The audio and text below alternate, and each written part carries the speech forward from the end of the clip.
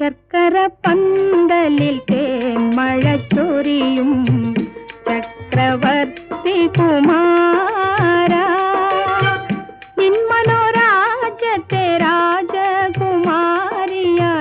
വന്നു നിൽക്കാനൊരു